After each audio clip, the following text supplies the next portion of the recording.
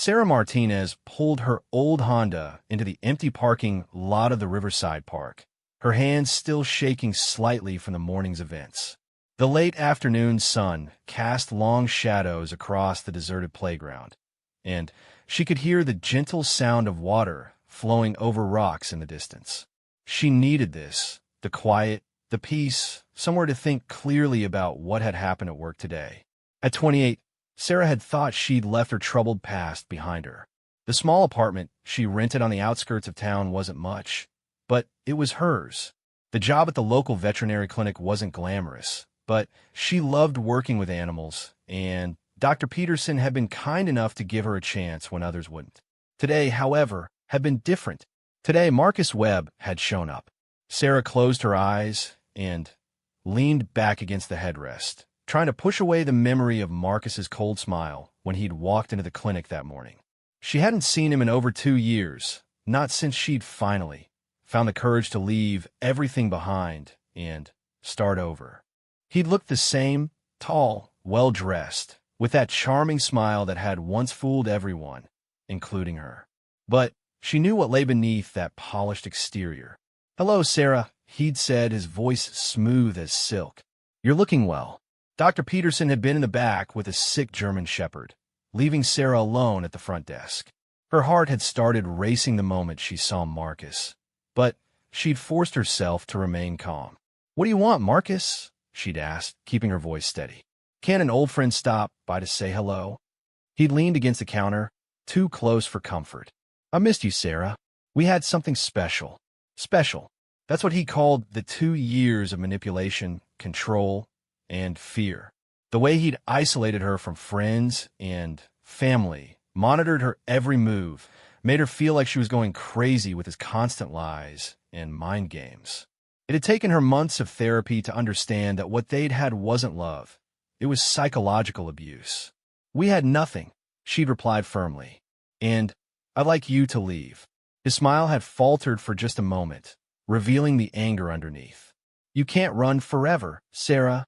This little life you've built here, it's not real. You belong with me." Thankfully, Dr. Peterson had emerged from the back room at that moment, and Marcus had left without another word. But not before giving Sarah a look that chilled her to the bone. She knew Marcus well enough to know that he wouldn't give up easily. He'd always been obsessed with control, and her escape had been a blow to his ego that he'd never forgiven. Now, sitting in the empty parking lot, Sarah tried to calm her racing thoughts. She'd worked so hard to build this new life. After leaving Marcus, she'd spent months in a women's shelter, working with counselors who helped her understand the patterns of abuse she'd endured. She'd learned to recognize the signs of manipulation, to trust her own instincts again, to believe that she deserved better. The job at the veterinary clinic had been a godsend. Dr. Peterson was a kind, elderly man who reminded her of her grandfather. He'd hired her despite her limited experience, sensing something in her that others had missed. Working with animals had been healing for Sarah. They didn't judge, didn't manipulate, didn't try to control her. Their love was simple and pure. Sarah opened her eyes and looked around the empty park. She discovered this place during one of her evening walks and had started coming here regularly. It was peaceful, away from the main roads and popular spots in town. The sound of the river was soothing, and she often brought a book or just sat quietly, enjoying the solitude. She was about to start the car and head home when she noticed movement in the bushes near the riverbank. A large, dark shape emerged, limping slightly. As it came closer, Sarah could see it was a dog, a massive German shepherd with intelligent brown eyes and a coat that had seen better days. The animal was clearly injured, favoring its left front paw, and looked like it hadn't eaten in days.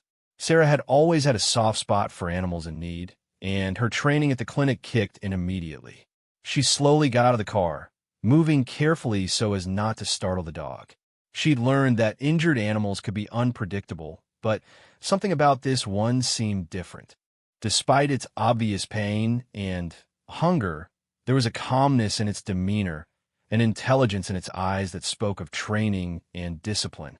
"Hey there, big guy," she said softly, crouching down and extending her hand for the dog to sniff.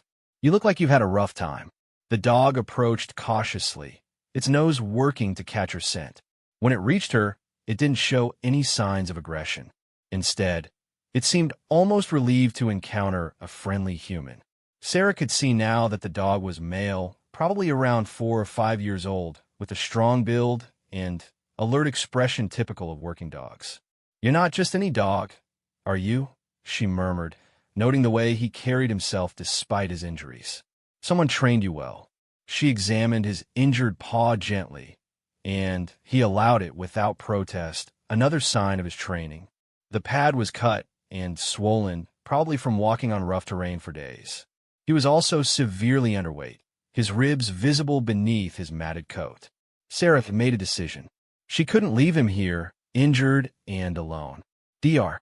Peterson had always encouraged her to help strays when she found them, and she had basic supplies in her car for emergencies. More importantly, something about this dog called to her. Maybe it was the loneliness she recognized in his eyes, or the way he seemed to understand that she was trying to help. "Come on, boy," she said, opening the back door of her car. "Let's get you some help." To her amazement, the dog jumped into the car without hesitation, settling onto the back seat as if he'd been riding in cars his whole life. As Sarah drove toward town, she glanced in the rearview mirror and found the dog watching her with those intelligent brown eyes. There was something almost human in his gaze, as if he understood that his life had just taken a turn for the better. The next morning at the clinic, Dr. Peterson helped Sarah examine the dog more thoroughly. They found that aside from the injured paw and malnutrition, he was in remarkably good health. His teeth were well maintained, his coat, despite being matted, showed signs of previous good care, and his behavior indicated extensive training. "This isn't a stray, Dr. Peterson observed, running his hands over the dog's powerful frame. "This is a working dog, probably military or police, given his size and temperament. See this scar on his shoulder? That's from shrapnel or a bullet. This boy has seen combat." Sarah felt a chill run down her spine. "Combat? You mean he's a war dog?" "Most likely. German Shepherds are commonly used by military units for various purposes: detection work, patrol, attack training. This one has the look of a dog that's been through some serious situations." Dr. Peterson's expression grew thoughtful. "The question is, how did he end up alone in our little town?" They checked for a microchip, but found none. There were no identification tags, no collar, nothing to indicate where he'd come from. It was as if he'd simply appeared out of nowhere, a ghost from some distant battlefield. Sarah found herself drawn to the dog throughout the day. During her lunch break, she sat with him in the recovery kennel, and he seemed to seek out her presence. When she spoke to him, his ears perked up, and he tilted his head as if trying to understand every word. "We need to call this in," Dr. Peterson said later that afternoon. "If he's military, they'll be looking for him. These dogs are valuable assets, not to mention the bond they form with their handlers." Sarah nodded, knowing the doctor was right, but she couldn't shake the feeling that this dog had come to her for a reason. That evening, as she prepared to leave the clinic, she made an impulsive decision. "Dr. Peterson, would it be okay if I took him home tonight? Just to make sure he's comfortable while we figure out what to do." The older man studied her for a moment, then smiled. "I think that dog has already chosen his new family, Sarah. Just be careful. If he is a war dog, he might have some behavioral issues we haven't seen yet." Sarah's small apartment felt different with a large German Shepherd in it. She'd set up a comfortable bed for him in the living room, along with food and water bowls. He'd eaten hungrily, but not greedily, showing the discipline of a well-trained animal. Now he lay on the makeshift bed, but his eyes followed Sarah's every movement. "What's your story, boy?" she asked, sitting on the floor next to him. "What have you been through?" As if in response to her question, the dog moved closer and rested his massive head on her lap. The gesture was so gentle, so trusting, that Sarah felt tears spring to her eyes. In that moment, she realized that they were both survivors, both trying to heal from traumatic pasts. She decided to call him Rex, a strong name for a strong dog. As she petted his head and spoke softly to him. She could feel some of the tension from the day's encounter with Marcus beginning to fade. There was something comforting about Rex's presence, a sense of protection and companionship she hadn't experienced in a long time. That night, Sarah slept better than she had in weeks. Rex had positioned himself by the bedroom door, as if standing guard. Several times during the night, she'd awakened to find him alert and watching, as though he sensed something she couldn't. It wasn't until much later that she would understand the significance of his vigilant behavior. The next morning brought unwelcome news. Dr. Peterson had made some calls to military bases in the region, but none reported missing dogs matching Rex's description. The local police had no reports of lost or stolen animals fitting his profile either. It was as if he'd simply materialized out of thin air. "There is one more thing we should consider," Dr. Peterson said quietly as they discussed Rex's future. "Dogs like this sometimes go AWOL when their handlers are killed in action. They've been known to travel hundreds of miles looking for their human or trying to get home to a place they remember. If this dog's handler died, he might have been wandering for months." The thought made Sarah's heart ache. The idea that Rex might be searching for someone who would never come home was almost too sad to bear. She made a decision that surprised even her. "What if he stayed with me? At least for now, while we keep looking for information about him." Dr. Peterson raised an eyebrow. "That's a big commitment, Sarah. Our dogs are different from regular pets. They need structure, purpose, mental stimulation. And we don't know what triggers he might have from his service." But Sarah had already made up her mind. Looking at Rex, who was lying quietly in the corner of the examination room, she felt a connection she couldn't explain. Maybe they'd both been through trauma. Maybe they both needed someone to trust. Maybe this was fate's way of bringing two wounded souls together. "I want to try," she said firmly. "He seems calm with me, and I think we could help each other." That evening, as Sarah sat in her living room with Rex beside her, she felt a sense of peace she hadn't experienced in years. The dog had quickly adapted to her routine, following her around the apartment, but never crowding her, watching her with those intelligent eyes that seemed to understand far more than any ordinary dog should. She was reading when Rex suddenly lifted his head, his ears perked and alert. A low growl rumbled in his chest, so quiet she almost missed it. Sarah looked toward the window, but saw nothing unusual in the dim evening light. "What is it, boy?" she whispered. Rex rose silently to his feet, every muscle in his powerful body tense. He moved to the window, his nose pressed against the glass, and Sarah could see the hair along his spine standing up slightly. Then, as suddenly as it had begun, the tension seemed to leave him. He returned to her side, but remained more alert than usual for the rest of the evening. Sarah dismissed it as Rex adjusting to his new environment, but deep in her mind, a small voice wondered if Marcus had driven by her apartment building. She'd given him her address when they were together, and he was the type to remember such details. The thought sent a chill through her, but she pushed it away. She was probably being paranoid. Rex was just a dog in a new place, naturally cautious. But as she prepared for bed that night, Sarah couldn't shake the feeling that something had changed. Rex's behavior at the window had been too focused, too purposeful for a simple case of new environment jitters. Military dogs were trained to detect threats, to sense danger that humans might miss. If Rex had sensed something, maybe she should pay attention.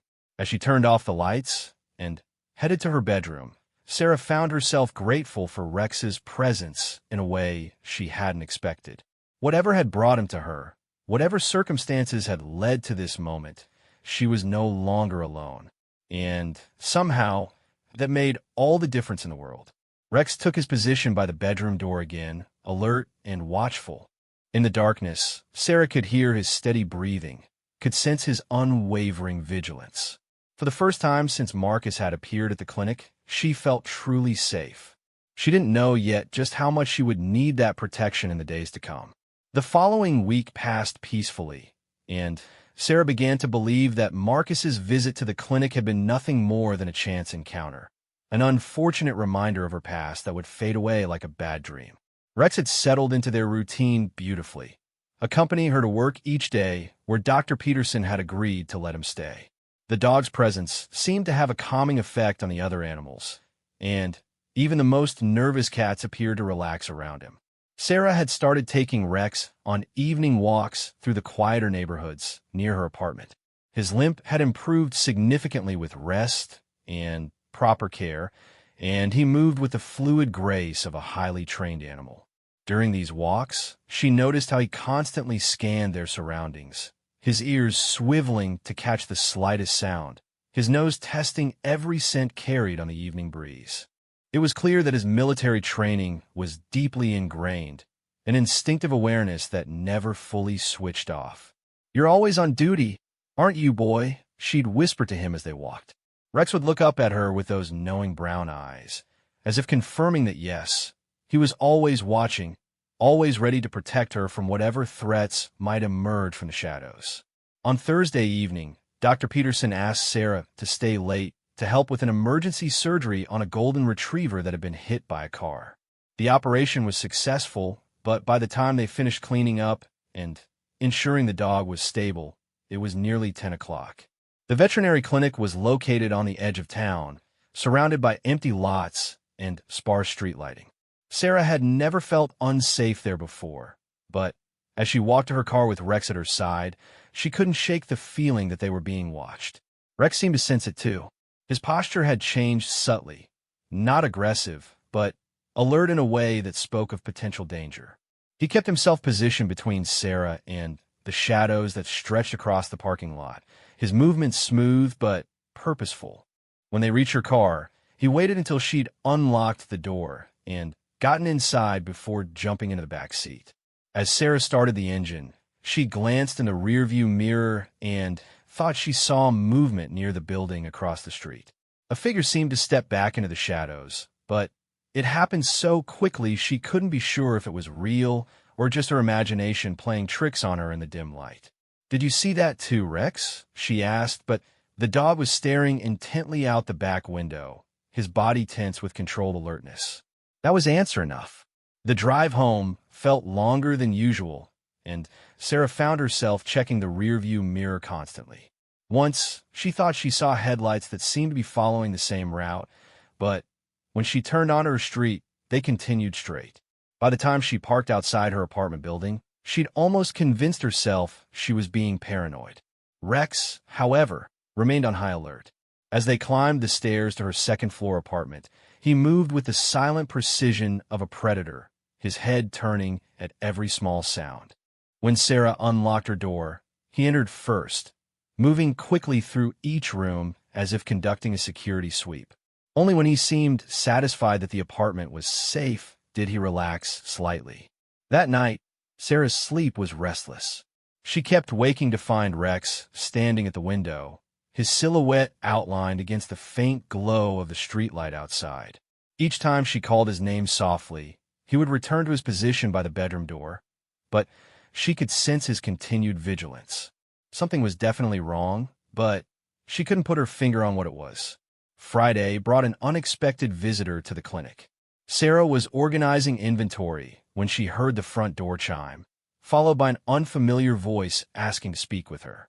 Rex, who had been dozing peacefully in the corner, instantly came alert, rising to his feet with fluid motion. The man who entered the back office was tall and lean, with graying hair and the bearing of someone accustomed to command. He wore casual clothes, but there was something unmistakably military about his posture and the way his eyes quickly assessed the room. "Miss Martinez? My name is Colonel James Harrison, U.S. Army, retired. I understand you've been caring for a German Shepherd you found recently." Sarah's heart began to race. This was the moment she'd been dreading. Someone had come to claim Rex. But as she looked at the dog, she noticed something strange. Instead of showing recognition or excitement at seeing what was clearly a military officer, Rex moved protectively closer to Sarah, his body language suggesting wariness rather than familiarity.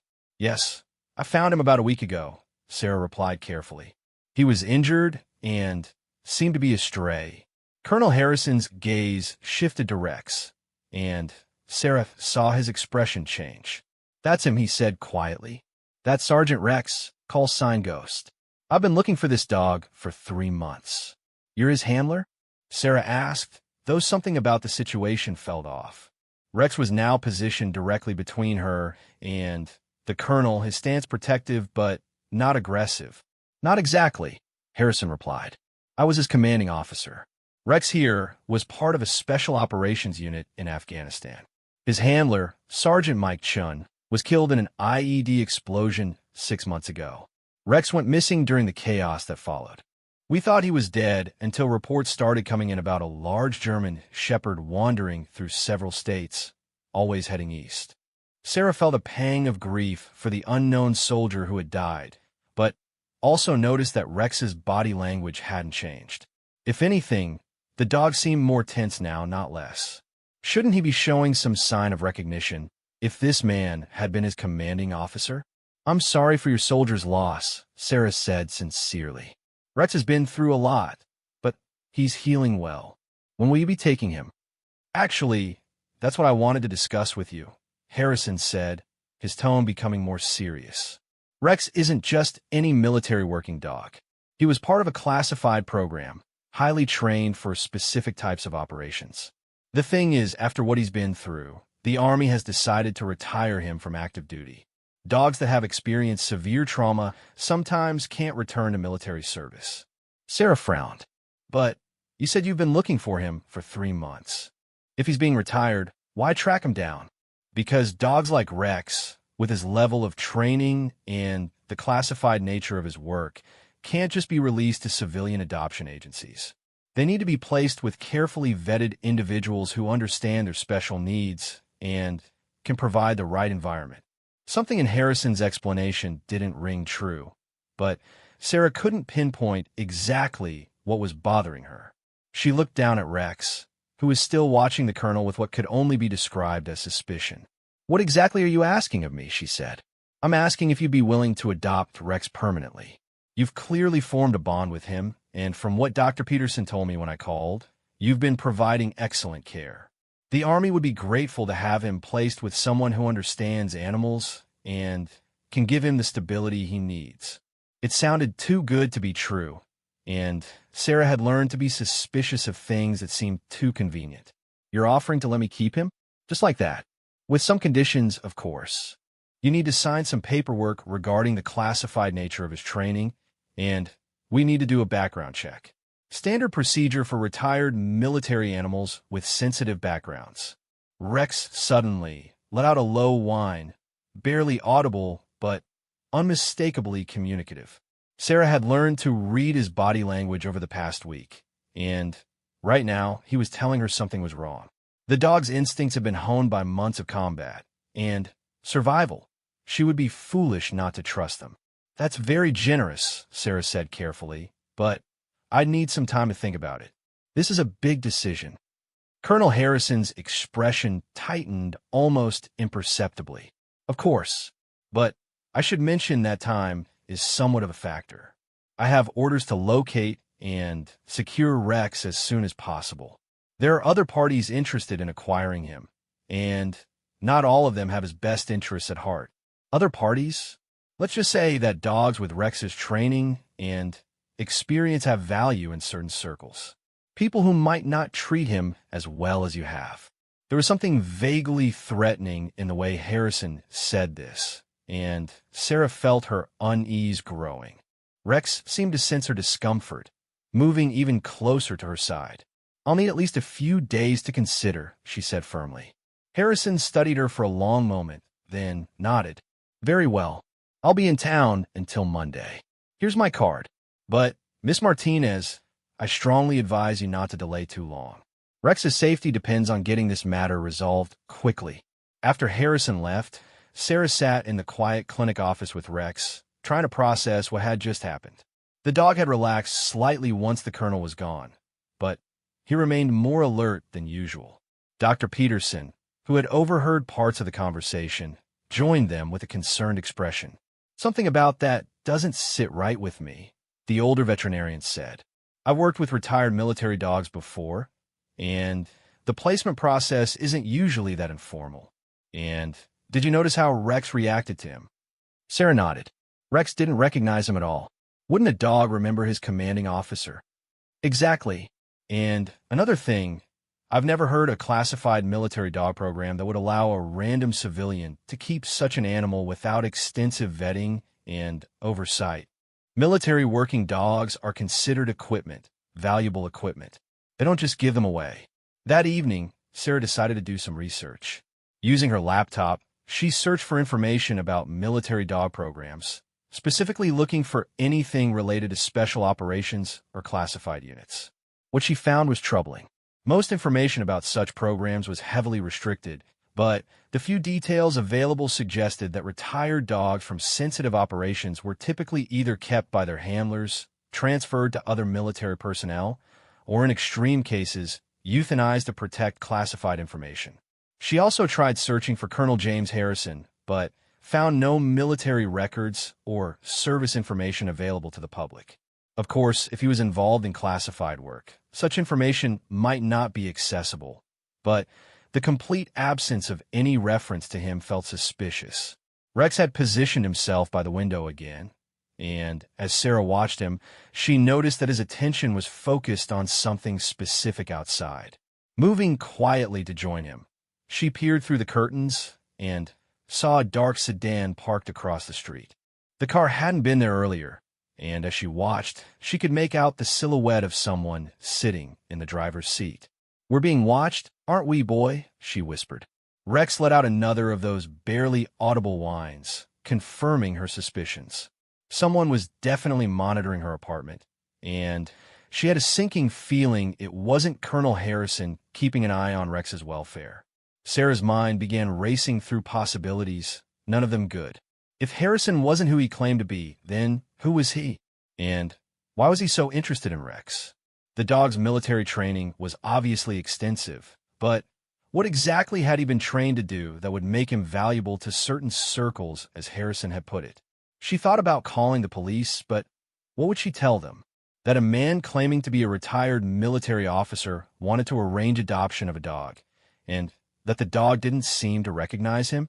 It sounded paranoid even to her own ears. As the night wore on, Sarah found herself jumping at every small sound. The car across the street remained in position, and Rex continued his vigilant watch by the window. Around midnight, she saw the sedan's headlights come on and watched it drive slowly away. But instead of feeling relief, she sensed that this was just a temporary reprieve. Saturday morning brought no relief from the mounting tension. Rex was restless, pacing the apartment and frequently returning to check the windows. Sarah tried to maintain her normal routine, but she couldn't shake the feeling that they were running out of time. Around noon, her cell phone rang. The caller ID showed an unknown number. "Miss Martinez? This is Colonel Harrison. I wanted to check in and see if you'd had time to consider my offer regarding Rex." "I'm still thinking about it," Sarah replied, trying to keep her voice steady. "I see. Well, I'm afraid circumstances have changed somewhat. I've received word that there are other parties actively searching for Rex now. For his safety and yours, I really need to collect him today." The thinly veiled threat in Harrison's voice made Sarah's blood run cold. "I told you I needed more time. I'm sorry, but time is something we don't have. I'll be by this afternoon to pick him up. Please have him ready." The line went dead, and Sarah stared at her phone in shock. Whatever game was being played, the stakes had just been raised significantly. She looked at Rex, who was watching her with those intelligent eyes, and made a decision that would change both their lives forever. "We're not waiting around to find out what Harrison really wants," she said aloud. "We're getting out of here." Sarah quickly packed a bag with essential items, clothes, medications, her laptop, and the small amount of cash she kept hidden in her jewelry box. She gathered Rex's food, his bed, and the few toys she'd bought him. As she moved around the apartment, Rex seemed to understand that they were leaving, his alertness increasing, but his demeanor remaining calm and focused. She loaded everything in her car, then returned to the apartment one last time to leave a note for Dr. Peterson, explaining that she'd had to leave town suddenly for a family emergency and would call him when she could. She hated lying to the kind man who had been so good to her, but she couldn't risk involving him in whatever danger was closing in around them. As Sarah drove out of town, she kept checking her rearview mirror for signs of pursuit. Rex sat alert in the passenger seat, his head turning frequently to monitor their surroundings. She had no clear destination in mind, only a desperate need to put distance between them and whatever threat Harrison represented. It wasn't until they were 50 miles down the highway that Sarah realized she was no longer running from just Marcus and her abusive past. Now, she was running from something much more dangerous, something connected to Rex's mysterious military background. The dog beside her had secrets, and those secrets had just put both their lives in jeopardy. As the miles passed beneath their wheels, Sarah found herself wondering who Rex really was, what he had been trained to do, and why people were willing to go to such lengths to find him. Whatever the answers were, she was determined to protect him just as he had instinctively moved to protect her. They were in this together now, two survivors facing an uncertain future, but no longer facing it alone. Sarah drove for hours, taking random turns and switching highways whenever she spotted a vehicle that seemed to be following them for too long. By evening, they had reached a small mountain town 3 states away from home, nestled in a valley surrounded by dense forests and winding roads that would make pursuit difficult. The town of Pine Ridge looked like something from a postcard, a main street lined with family-owned shops, a single traffic light, and the kind of quiet atmosphere that suggested most residents were in bed by 10 o'clock. She found a small motel on the outskirts of town, the kind of place that still took cash and didn't ask too many questions. The elderly clerk barely glanced up from his newspaper as she registered under a false name, paying for 3 nights in advance. Rex had remained calm throughout the journey, but she could sense his continued alertness. Even now, as they settled into the modest room with its faded carpet and squeaky bed, he positioned himself near the window where he could monitor the parking lot. That night, exhausted from the stress and the long drive, Sarah finally allowed herself to think clearly about their situation. She'd run from Marcus 2 years ago and successfully built a new life. Now she was running again, but this time she wasn't alone, and the threat was far more complex than an abusive ex-boyfriend. Rex's military background had brought danger into their lives, but she was beginning to understand that the dog himself might be the key to their survival. Over the next 2 days, Sarah used the motel's Wi-Fi to research everything she could about military working dogs, classified operations, and missing persons connected to special forces units. What she discovered was both enlightening and terrifying. Rex wasn't just any war dog. Based on his training, behavior, and the level of interest in finding him, he had likely been part of an elite unit involved in highly sensitive operations. Dogs in such programs were trained not just for detection and patrol work, but for combat situations that required split-second decision-making and absolute loyalty to their handlers. She also found something that made her blood run cold. Buried in an obscure military blog was a brief mention of Sergeant Mike Chun, Rex's handler, who had indeed been killed in Afghanistan 6 months earlier. But, according to this source, Chun had been investigating suspected corruption in the military contracting system when he died. The IED that killed him had been planted not by enemy forces, but by someone trying to stop his investigation. If Rex had been with Chun during his investigation, the dog might have witnessed something that could expose the corruption Chun had been pursuing. That would explain why certain parties were so desperate to find him, and why Harrison's story about retiring Rex to civilian life had felt false. They didn't want to give Rex a peaceful retirement. They wanted to silence him permanently. The realization that she and Rex were now caught up in a military conspiracy was almost overwhelming, but it also clarified what they needed to do. They couldn't run forever, and they couldn't hide indefinitely. Somehow, they needed to find people they could trust, people who could help expose the truth and ensure their safety. On Tuesday evening, as Sarah sat on the motel bed planning their next move, Rex suddenly came alert at the window. His posture was different this time. Not the wary tension she'd grown accustomed to, but an almost eager anticipation. She joined him at the window and saw a familiar black SUV pulling into the parking lot. Her heart began racing, thinking Harrison had found them, but Rex's reaction suggested otherwise. Two men got out of the vehicle, both wearing casual clothes but carrying themselves with unmistakable military bearing. The older of the two was African American, probably in his 50s, with graying hair and kind eyes. The younger man was Hispanic, maybe 35, with the lean build of someone who stayed in excellent physical condition. What struck Sarah immediately was Rex's reaction to seeing them. His tail was wagging for the first time since she'd known him, and he was making excited whining sounds. The older man looked directly at their motel room window and raised his hand in a gesture that was clearly meant for Rex. The dog practically vibrated with excitement, pressing his nose against the glass. "You know them, don't you?" Sarah whispered.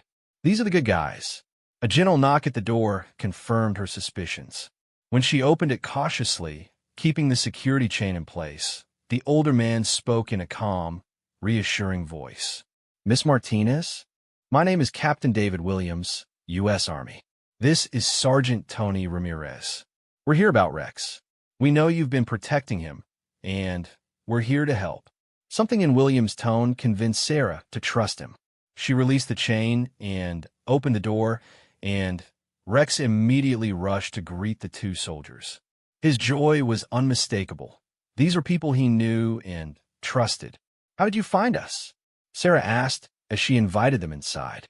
"Rex has been leaving a trail," Sergeant Ramirez explained with a slight smile. "Not intentionally, but military working dogs are trained with GPS tracking implants. We've been following his movements, trying to reach you before Harrison's people did." "Then Harrison isn't really military?" "Oh, he's military," Captain Williams said grimly. "But he's not one of the good ones. James Harrison is part of a defense contracting scheme that's been stealing millions from military operations in Afghanistan. Mike Chun, Rex's handler, discovered the theft and was gathering evidence when he was killed." Sarah sank into the room's single chair, overwhelmed by the confirmation of her worst fears. Rex witnessed the murder? More than that, Williams continued. Mike had trained Rex to carry encrypted data storage devices. The evidence that Mike died gathering is still with Rex, hidden in a specially designed collar that looks identical to a regular dog collar. Harrison's people have been trying to recover that evidence for months. Sarah looked at Rex, who was now lying contentedly between the two soldiers, and noticed for the first time the subtle difference in his collar. It looked ordinary, but now that she knew what to look for, she could see it was slightly heavier and more sophisticated than a typical dog collar. "Why didn't you contact me sooner?" she asked. "I've been terrified for days." "We couldn't risk it," Ramirez explained. "Harrison has contacts throughout military and law enforcement channels. We needed to build our case carefully and make sure we could protect you both when we made our move. But when our surveillance indicated that Harrison was closing in on your location, we had to act." "What happens now?" Captain Williams leaned forward, his expression serious but hopeful. "We need Rex to testify, in a sense. The data he's carrying includes video and audio recordings that Mike made of meetings where the theft was planned and executed.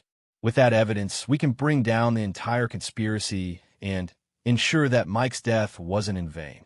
But Rex is just a dog. How can he testify? Military working dogs are trained to respond to specific commands and situations," Williams explained. "Mike trained Rex to activate the recording devices in his collar under certain circumstances.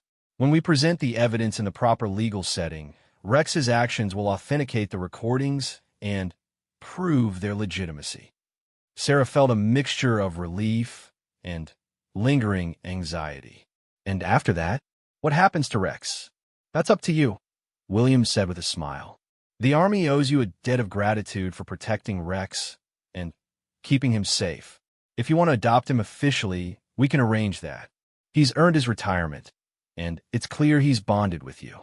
The legal proceedings that followed took several months, but with Rex's evidence, The prosecution was able to build an airtight case against Harrison and his co-conspirators. The conspiracy had been extensive, involving not just theft but the deliberate targeting of honest soldiers who threatened to expose the operation. Mike Chun was officially recognized as a hero who had died in service to his country, and Rex was decorated for his role in bringing the criminals to justice. Throughout the legal process, Sarah and Rex remained together, protected by military security and, finally, able to live without fear. Rex's collar was eventually replaced with a normal one, but his training and instincts remained sharp. He had found his purpose again, not as a weapon of war, but as a protector and companion. 6 months later, Sarah and Rex were living in a new town, far from both her abusive past and the dangerous conspiracy that had threatened them. She had found work at another veterinary clinic, and Dr. Peterson had provided a glowing recommendation that helped her secure the position. Rex had become something of a local celebrity, known for his intelligence and gentle nature with both animals and children. But their peaceful new life was about to be tested in an unexpected way. It was a Thursday evening in late autumn, and Sarah was working late again, this time by choice rather than circumstance. The new clinic stayed open later to accommodate working pet owners, and Sarah enjoyed the quiet efficiency of the evening hours. Rex, as always, was with her, lying peacefully in the corner of the examination room while she completed paperwork. As they prepared to leave for the night, Rex's behavior suddenly changed. His head came up, ears alert, and that familiar tension returned to his posture. But this time, his reaction was different. Not the wary alertness of sensing unknown danger, but the focused intensity of a predator that had spotted specific prey. Sarah followed his gaze toward the parking lot and felt her blood freeze.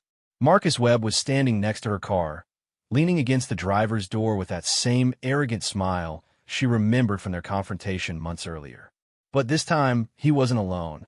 2 other men stood nearby, both larger and more intimidating than Marcus himself. "No," Sarah whispered, her hands shaking as the full reality of the situation hit her. Marcus had found her again. Despite everything she'd been through, despite the new life she'd built, and the protection she'd thought she'd found, her past had caught up with her once more. Rex moved to her side, his body coiled with barely restrained power. The military training was evident in every line of his posture. He was no longer just a companion animal, but a highly trained combat operative who had identified a threat to his pack leader. Sarah's first instinct was to call the police, but Marcus was technically doing nothing illegal by standing in a public parking lot. She could wait inside the clinic until he left, but what if he didn't leave? What if this time he intended to finish what he'd started all those years ago? As if sensing her thoughts, Marcus pushed away from the car and began walking toward the clinic entrance. His companions followed, and Sarah could see the predatory confidence in their movements. They weren't here to talk. They weren't here to convince her to come back. They were here to take what Marcus believed belonged to him, by force if necessary. "Who will save you now, Sarah?" Marcus called out as he reached the door, his voice carrying clearly through the glass. "You can't run forever, and you can't hide from what you are." But Marcus had made a critical error in his assessment of the situation. Sarah was no longer the frightened, isolated woman she'd been 2 years ago. She'd survived a military conspiracy, helped bring down a network of criminals, and earned the loyalty of one of the most highly trained combat animals in the world. Rex moved silently to the door, positioning himself between Sarah and the approaching threat. His training had prepared him for exactly this type of situation. Multiple hostiles approaching a protected asset in an enclosed space. The dog's posture shifted subtly, and Sarah recognized the change even though she'd never seen it before. This was Rex in full combat mode. Every instinct honed by months of warfare now focused on the immediate threat. Marcus reached for the door handle, still smiling with confident anticipation. He was about to discover that his former victim was no longer helpless, and that some protectors fight back with a ferocity that civilian bullies can't comprehend or overcome. The door opened, and Marcus stepped inside with his companions close behind. "Hello, Sarah. Time to come home." But before Marcus could take another step, Rex exploded into motion. The dog moved with a speed and precision that seemed almost supernatural, covering the distance to the nearest thug in seconds. The man barely had time to register the massive German shepherd bearing down on him before Rex's training took over completely. The attack was swift, controlled, and devastatingly effective. Rex didn't simply bite and hold like an ordinary dog. He fought like the highly trained military operative he was, using leverage, momentum, and tactical positioning to neutralize multiple threats in rapid succession. The first man went down immediately, crying out in pain and terror as Rex's powerful jaws clamped down on his arm with carefully controlled pressure that immobilized without causing permanent damage. The second thug tried to intervene, but found himself facing an opponent unlike anything in his experience. Rex released the first man and pivoted smoothly, his combat training evident in every movement. This wasn't the random aggression of an angry animal. This was the disciplined violence of a professional warrior protecting his pack. Marcus, meanwhile, had frozen in shock at the doorway. Whatever he'd expected to encounter, it certainly wasn't a military-trained attack dog with combat experience. As Rex efficiently incapacitated his second attacker, Marcus finally found his voice. "Call off your dog, Sarah. This is assault." But Sarah had found her own voice as well, and it was stronger than it had ever been before. "No, Marcus. This is justice. Rex, guard." At her command, Rex positioned himself between the three intruders, and Sarah, his intense gaze fixed on Marcus. The dog's message was clear. Any attempt to approach Sarah would result in immediate and overwhelming retaliation. The two thugs were struggling to their feet, nursing injured arms, and looking at Rex with newfound respect and fear. They had expected to intimidate a lone woman, not face a combat veteran who fought with lethal precision and unwavering determination. "You can't do this," Marcus said, but his voice lacked its usual confidence. "I'll call the police." "Please do," Sarah replied calmly, pulling out her own cell phone. "I'll be very interested to hear how you explain why you brought two men to intimidate your ex-girlfriend at her workplace after hours.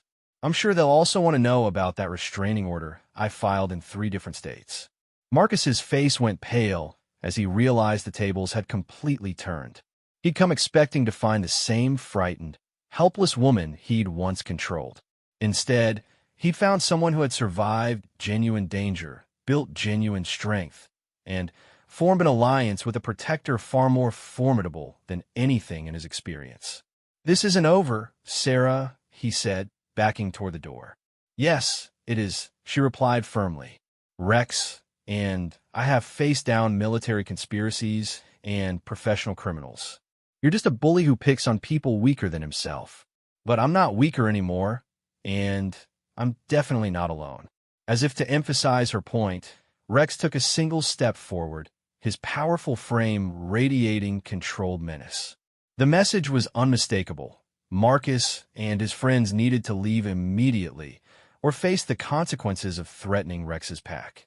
The 3 men retreated quickly, Marcus shooting one last venomous look over his shoulder before disappearing into the night. Sarah watched them go, her heart still racing, but her mind clear and calm. She'd faced her past, and won, not through violence or revenge, but through the strength she'd built and the bonds she'd formed. Rex returned to her side, his combat posture relaxing as the immediate threat passed.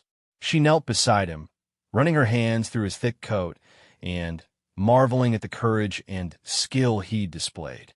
"Thank you," she whispered. "Thank you for protecting me." Rex looked up at her with those intelligent brown eyes, and Sarah could see something new there. Not just loyalty or affection, but a kind of mutual respect between warriors who had faced danger together and emerged victorious. 3 months later, Sarah received a call that changed both their lives once more. Captain Williams contacted her with an unexpected opportunity. The military was starting a new program to pair retired war dogs with veterans suffering from PTSD and other combat-related trauma. They wanted Rex to be part of the program, not as a subject, but as a trainer, helping other dogs learn the skills needed to assist struggling veterans. Rex has shown a remarkable ability to form therapeutic bonds, Williams explained. His experience with you proved that he can adapt his protective instincts to civilian situations while maintaining his military precision. We think he could help train other dogs to provide the same kind of support to veterans who need it. Sarah considered the offer carefully. It would mean relocating again, but this time to a military base where Rex's skills would be valued and put to meaningful use. More importantly, it would give Rex the chance to help other veterans find the peace and purpose that he had found with her. "What will my role be?" she asked. "We want you there too," Williams said with a smile she could hear through the phone. "You understand Rex better than anyone, and you've proven you can work effectively with military personnel. You be the civilian consultant who helps bridge the gap between military and veterinary protocols." The decision was easy. Sarah and Rex had found their purpose together, not just surviving their individual traumas, but using their experiences to help others heal and find strength. They had faced the worst that life could throw at them and emerged not just intact, but stronger than ever. A year later, Sarah stood in the training yard of Fort McAllister, watching Rex work with a young veteran named David and his newly assigned therapy dog, a German Shepherd named Echo. The veteran was struggling with severe PTSD from his service in Iraq, and Echo was still learning how to provide the specific type of support David needed. Rex moved between them with patient authority, demonstrating to Echo how to position himself for maximum emotional support, how to sense when David's anxiety was escalating, and how to provide the right kind of physical comfort to help David remain grounded in the present moment. "He's incredible," Dr. Martinez, the base veterinarian, said as she joined Sarah at the fence. "I've never seen a dog with such intuitive understanding of both military protocol and therapeutic intervention. It's like he understands exactly what each veteran needs." Sarah smiled, watching as Rex gently corrected Echo's positioning and then looked to David for approval. He's been through it all himself. He lost his handler, survived on his own, adapted to civilian life, and learned to trust again. He knows what it means to heal because he's done it himself. That evening, as Sarah sat in her quarters reading reports on the program's success rate, Rex settled beside her as he had every night for the past year and a half. But now his contentment was different, deeper, and more complete. He was no longer just a survivor or a protector. He was a healer, a teacher, and a bridge between the world of combat and the world of peace.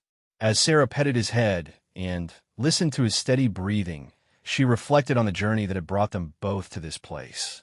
They had each carried trauma and fear, had each faced threats that seemed insurmountable. But together, they had discovered that survival was only the beginning. True strength came from using their experiences to help others, from transforming pain into purpose. Rex looked up at her with those wise brown eyes, and Sarah could see in them the reflection of her own journey. They were no longer defined by what they had escaped from, but by what they had built together. They were no longer victims of their circumstances, but architects of their own destiny. Outside their window, the sun was setting over the training grounds where tomorrow Rex would help another veteran take the first steps toward healing.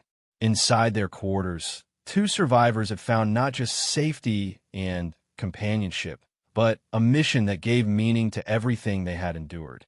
Sarah had once asked Marcus who would save her, never imagining that the answer would come in the form of a battle-scarred war dog who had been searching for his own salvation. But they had saved each other, and now they were saving others. It was, she thought, the most perfect ending she could have imagined. Not because their struggles were over, but because their struggles had led them to exactly where they belonged.